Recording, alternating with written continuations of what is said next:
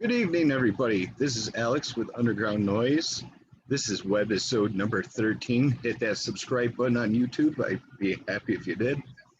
I'm here with Mr. Edwin Dunn, formerly of the band called From Myth and Legend, and now he's in another band that looks like called Dun Lux. How's it going tonight there, Edwin? I'm doing all right, man. Just big chilling. Yeah, the Dun Lux thing is just it's a solo project I do. After the whole metal thing, I'm sitting on the toilet. But after the whole metal thing, I switched to like rap and R&B and stuff. That's cool. Yeah. That was going to be one of my questions, if there was any other genres of music besides metal that you've ever tried to create. That's cool, though. Quite a bit. You pretty much answered it for me, so yeah. Who would you say your musical influences are? Like for both genres? All genres? Well, basically, like whichever you figured that would fit your metal description and your hip hop and rap. Okay. Yeah, so like my metal initially starting out, like I was introduced to like, I think everybody is like A Day to Remember, stuff like that. And then I moved into like Attila and Emir, and I was listening to heavier stuff like that, and it was kind of rappy, already. And then I started getting other bands like Gideon and Vela Maya. So I really liked a bunch of different bands in the metal genre, but I think the ones that I probably like related to the most or pulled influence from was probably Amir and Attila. And we also started doing cleans and stuff too before we stopped. So, and that was just kind of, I don't know, I've always been singing since I was like 15, but yeah, I'm trying to think of somebody else that I pulled influence from or was inspired by in metal. There was Sirens and Sailors was a big one. We actually got to play with them guys. They were super cool. And and the Plot and You, they were dope. Those were guys I had a heavy influence from. As far as like R&B and rap, like I like older school like R&B and stuff. So it'd be like Keith Sweat, Genuine, Tank, Joe Thomas. I do like some newer artists and stuff too. As far as rap goes, I like Joyner Lucas. I like Hobson. I do like DaBaby. Trying to think what else. Oh, and old school. Big inspiration was is Tupac. Tupac is pretty hard. Yeah, I don't know, dude. There's just so much like in that genre. Like I listen to pop too. Like even before I even got into metal and stuff, I did a dad rock, like or just like regular rock. It's stuff like back in the day, like Theory of a Dead Man and Seether and stuff like that. I did all that stuff before I even got into metal. That's cool. I like a little bit of that stuff myself. Been all over the spectrum besides country. Yeah, I listen to a lot of death metal on the side, and I write my own music, really. Yeah. Let's see. What would you say has been your favorite memory with your band that you had from Myth and Legend? Oh man, the most favorite memory would probably be the first time we went on tour. We made a loop around. Was in Missouri, and then we went up to was it Omaha, Nebraska, then Des Moines, Iowa, and then over to St. Louis, down to Nashville, Tennessee, through Alabama, and we hit Hattiesburg, Mississippi. Went up through Arkansas and back to Missouri. That was probably like the best time because we had so much fun, but we also had so much stuff go wrong along the way. Like our van, I feel like every band has van problems, but our van, like all the electrical stuff on the wiring and everything just went out. So we had to stop in Mississippi and get that fixed. Like we had no blinkers and nothing. Like, it was crazy. Oh no. And yeah, it was horrible. And then while we were in Alabama, we didn't have any blinkers, and it was at nighttime. We got, I guess, because we matched the description, because somebody up in Missouri, um, got somebody kidnapped a little girl or something. But I guess the van and the trailer was in the description, so we actually got pulled over, like a high risk traffic stop almost, in Alabama. That was pretty crazy. That would definitely be a bit embarrassing. Yeah, we're like, what is going on? We're like, what are you guys calling this and that, blah blah blah, and they're like, I mean, because it was a pretty serious thing, you know. Like you never know if it's you know, if somebody's been kidnapped or whatever, if they got a gun or anything like that. But it was like they were pretty gross. Like, bro, we're just a band touring around right now, bro. We're just trying to play music, and they're like, oh, they looked around in the vehicle and stuff, and they're like, all right, go ahead and go. And then we beat out of there. I can definitely imagine how that would be, you know, just being in a band going around on tour. Next thing you know, you're getting stopped by the cops. Excuse me. That's just wild. Yeah, man. Do you remember the first instrument that you ever played? Actually, my first instrument was a guitar, and then after that, it led on to like I was learning, you know, piano and drums, bass. Actually, I played guitar before I even learned knew I can sing.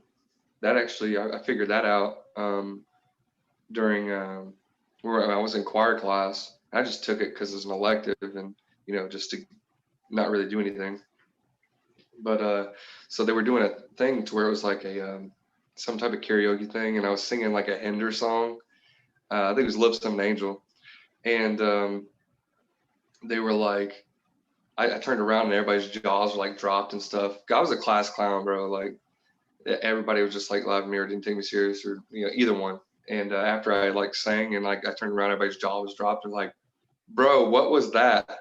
And I was like, what do you mean? I was like, what do you mean? Because I was just, you know, just vibing, you know, just not really taking it serious, just doing it. And they're like, bro, you can sing. And so after that, my school put me on a whole bunch of different stuff for singing. They tried to put me in musicals and like concerts and stuff like that. I went into like a competition from out of town, and I ended up getting second place. I didn't win first place, but I sang an original song. But I even though I wasn't first place, I was still the one that got put in the newspaper. That's really awesome. That's really, really cool. Are there any bands that you've always wanted to share the stage with? Honestly, man, probably just one, because we played with a lot of bands. Like we were on the go, just hitting the gas pedal for like the 4 or 5 years that we were on the road and or like, you know, playing or active, however you want to say it.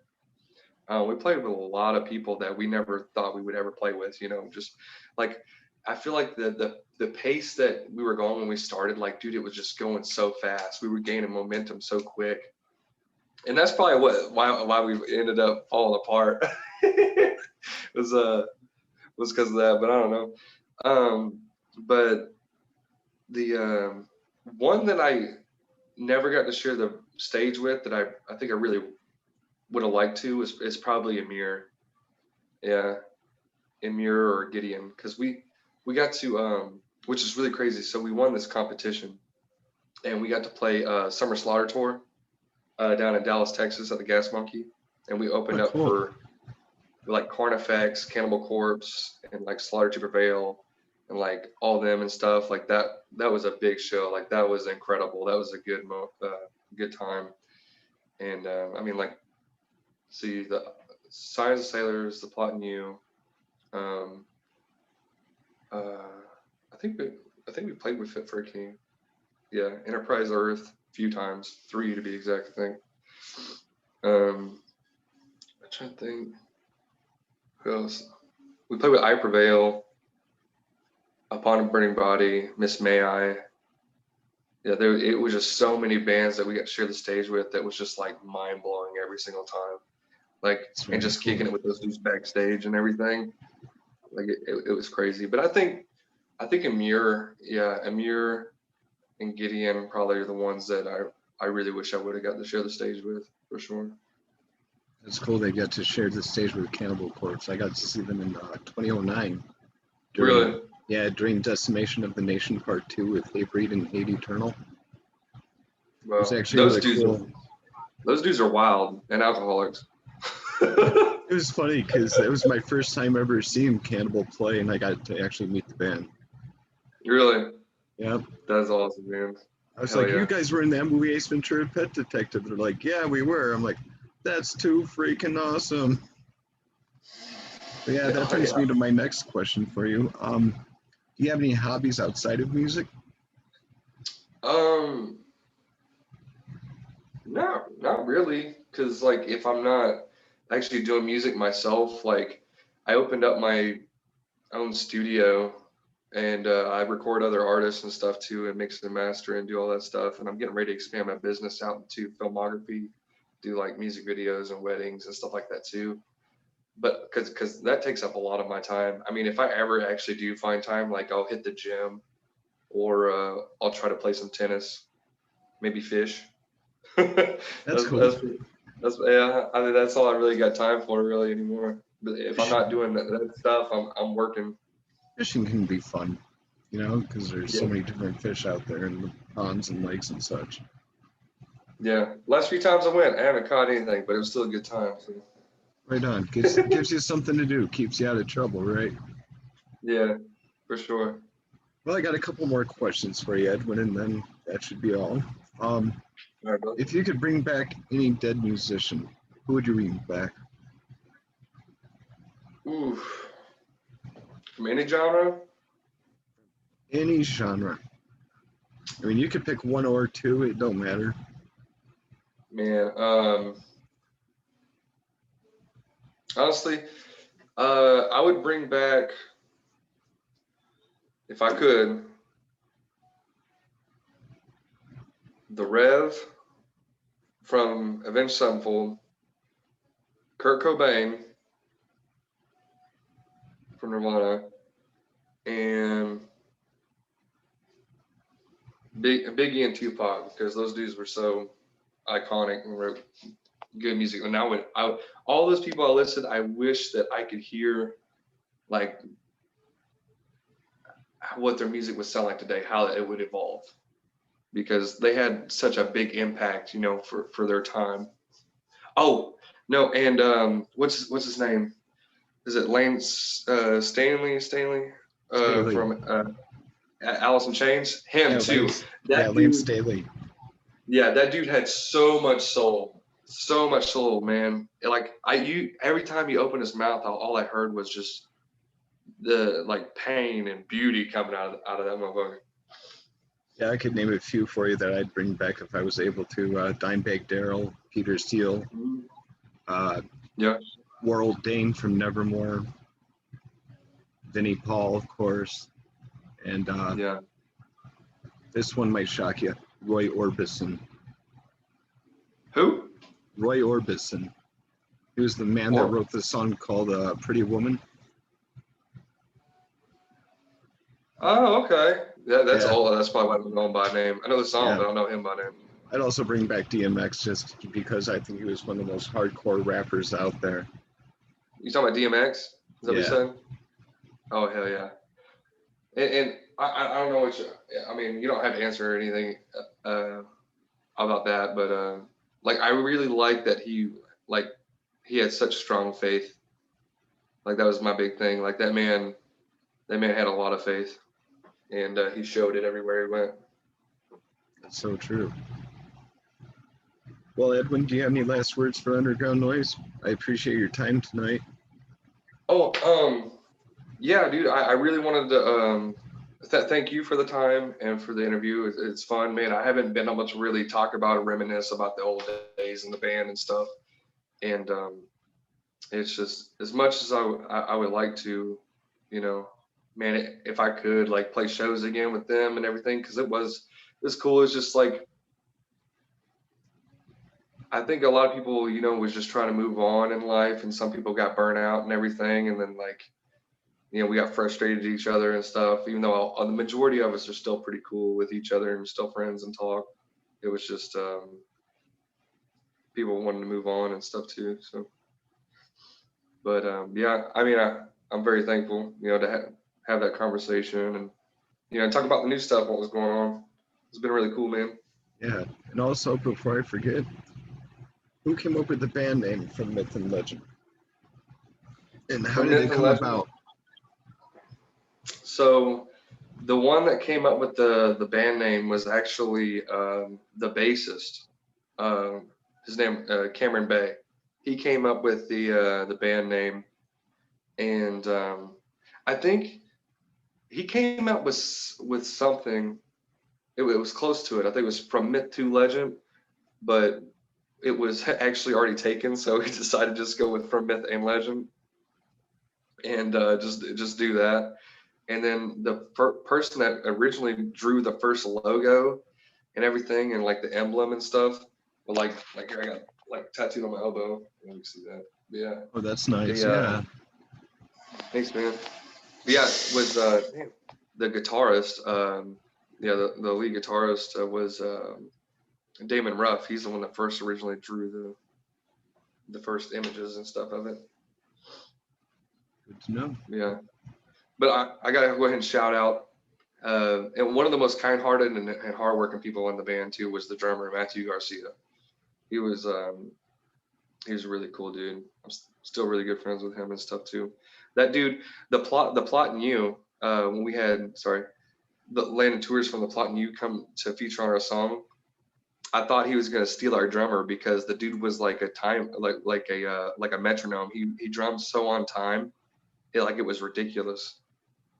And I thought I was scared. I was like, I mean, which would have been good for him, but yeah, we thought the plot and you was gonna steal our drummer.